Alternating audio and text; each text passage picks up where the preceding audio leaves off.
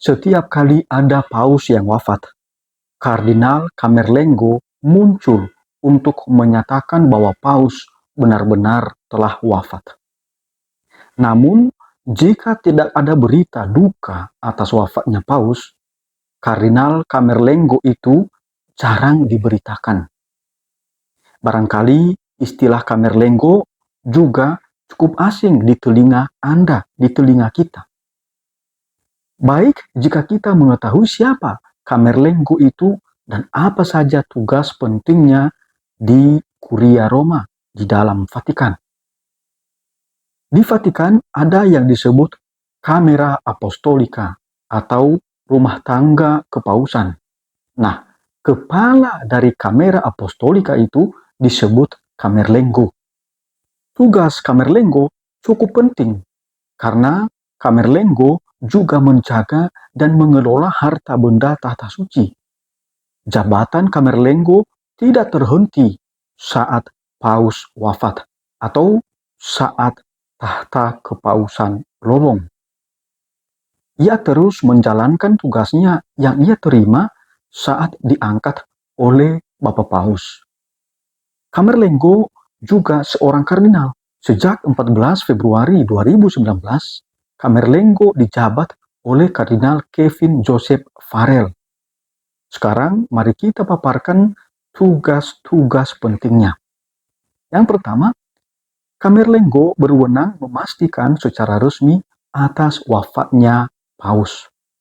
Dalam Konstitusi Apostolik Universi Dominici Gregis nomor 17, dijelaskan bahwa segera setelah Camerlengo diberitahu tentang meninggalnya Sri Paus, Camerlengo Gereja Suci Roma harus secara resmi memastikan wafatnya Sri Paus dengan dihadiri oleh Kepala Seremoniarius Liturgis Kepausan, para prelatus klerus rumah tangga kepausan, serta sekretaris dan kanselarius apostolik.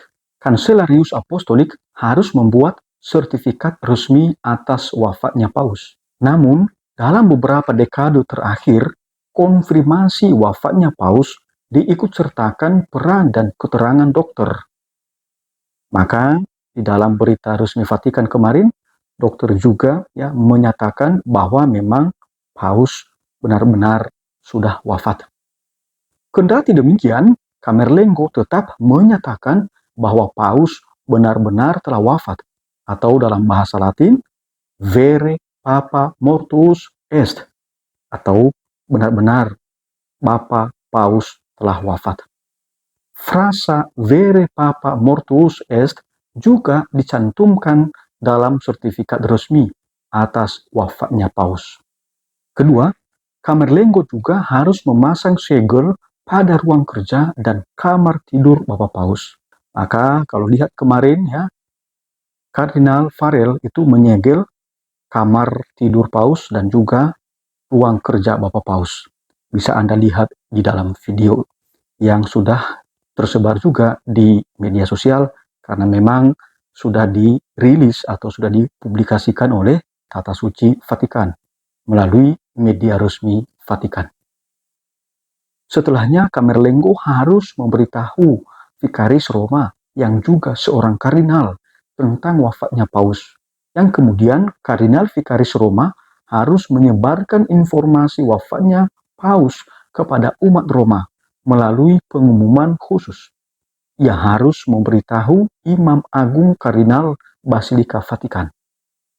Ketiga, Camerlengo akan mengambil alih istana apostolik di Vatikan atau Palazzo Apostolik di Vatikan dan juga Palazzo Lateran dan Castel Gandolfo atau tempat singgahnya Bapak Paus, baik secara langsung atau melalui seorang delegasi, serta menjalankan penjagaan dan administrasi yang sama.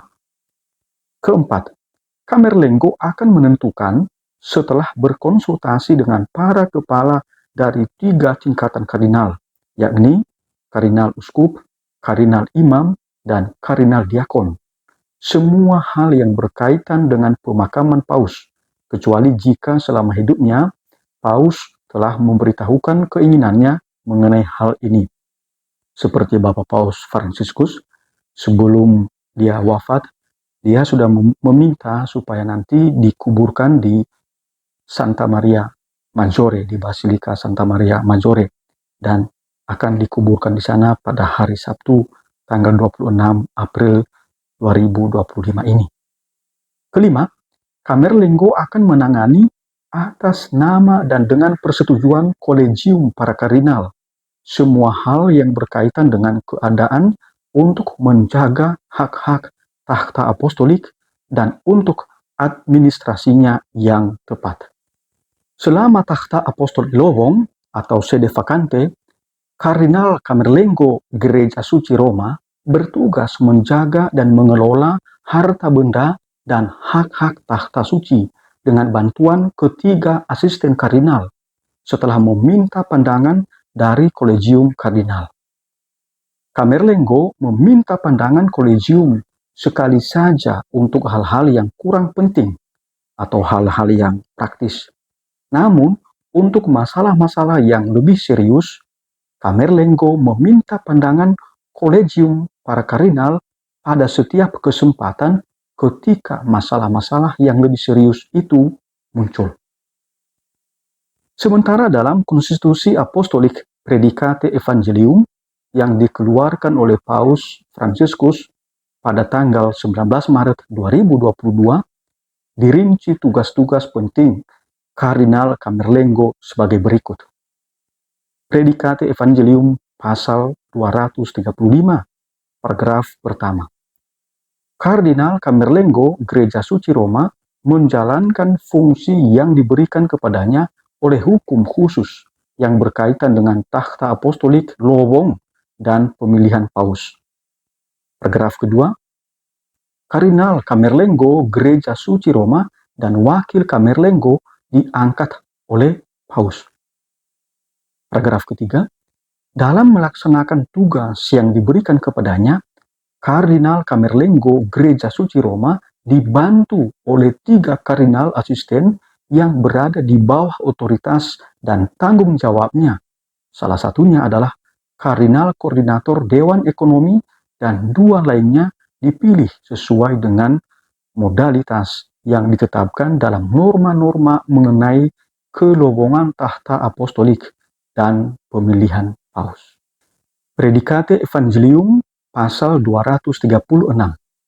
Tugas mengawasi dan mengelola harta benda serta hak-hak takhta apostolik selama masa takhta lowong dipercayakan kepada Kardinal Camerlengo Gereja Suci Roma. Jika dia terhalang, fungsi ini akan diambil alih oleh wakil Camerlengo. Predicate Evangelium pasal 237. Ketika takhta apostolik lowong atau sede vacante, Kardinal Camerlengo Gereja Suci Roma memiliki hak dan kewajiban untuk, pertama, meminta dari semua administrasi yang bergantung pada takhta suci laporan tentang keadaan harta warisan dan ekonomi mereka, serta informasi tentang segala urusan luar biasa yang sedang berlangsung. Kedua, meminta dari Dewan Ekonomi anggaran dan laporan keuangan gabungan takhta suci untuk tahun sebelumnya, serta anggaran untuk tahun berikutnya. Ketiga, meminta Sekretariat Ekonomi sejauh diperlukan untuk setiap informasi tentang status ekonomi takhta suci. Jadi, peran Kardinal Camerlengo ini sangat penting di dalam takhta suci Vatikan. Oleh karena itu, saudara-saudara yang terkasih, informasi semacam ini juga perlu kita ketahui sebagai orang Katolik. Dan para frater yang belajar di Fakultas Filsafat, mestinya mereka tahu di dalam mata kuliah yang disebut hukum struktur gereja. Karena penting sekali kita ketahui ya tugas-tugas yang sangat penting di dalam gereja kita. Tuhan memberkati kita semua dan marilah kita tetap ya bersatu dalam doa untuk mendoakan arwah Bapak Paus kita, Paus Fransiskus. Dan semoga para kardinal akan memilih paus yang baru yang memimpin gereja Katolik di seluruh dunia. Tuhan memberkati.